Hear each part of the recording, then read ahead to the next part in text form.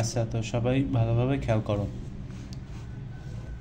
কি লিখেছে। এবি হচ্ছে তোমার আলোক রশ্মি পানিতে প্রবেশ করার পরে কি হয়েছে, 11 ডিগ্রি কোণে দিক পরিবর্তন করলে বায়ু সাপেক্ষে পানির যে প্রতিসরণাঙ্ক সেটা কত, সেটা আমাদের নির্ণয় করতে হবে। ভালো কথা। তো প্রতিসরণাঙ্কের যে সূত্র আমরা সবাই জানি, কি জানি, যে ইটা সমান সমান কি বলতো, সাইন আই বাই তোমার সাইন আর, এটা আর লিখছি কিন্তু। আচ্ছা গেল, এরপরে কি কি দেওয়া আছে এখানে বলো তো, খেয়াল করো। এখানে তোমার আপাতন কোণ দেওয়া আছে না, 11 ডিগ্রি।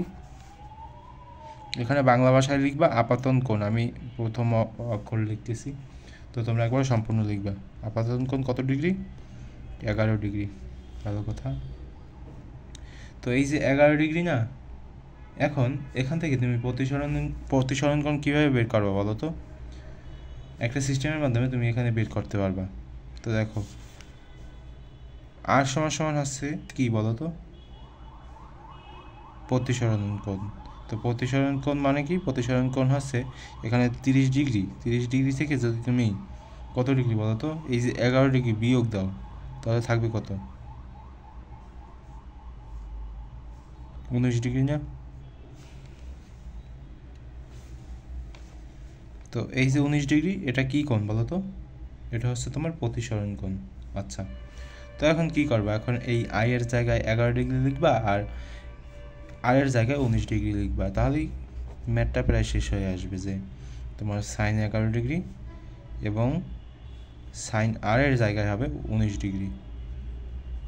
19 ডিগ্রি। এখন ক্যালকুলেশন করো, ক্যালকুলেশন করলে তোমার যে উত্তরটা আসবে সেটা হচ্ছে কি বলো তো, 1.54।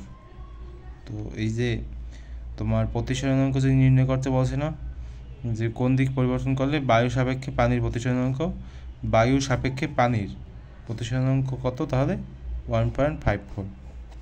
এটা হচ্ছে আমাদের অ্যান্সার। তো এই যে প্রতিসরণাঙ্ক আছে না, এটার কিন্তু কোনো একক নেই, সেজন্য এরকম শুধুই লিখতে হবে।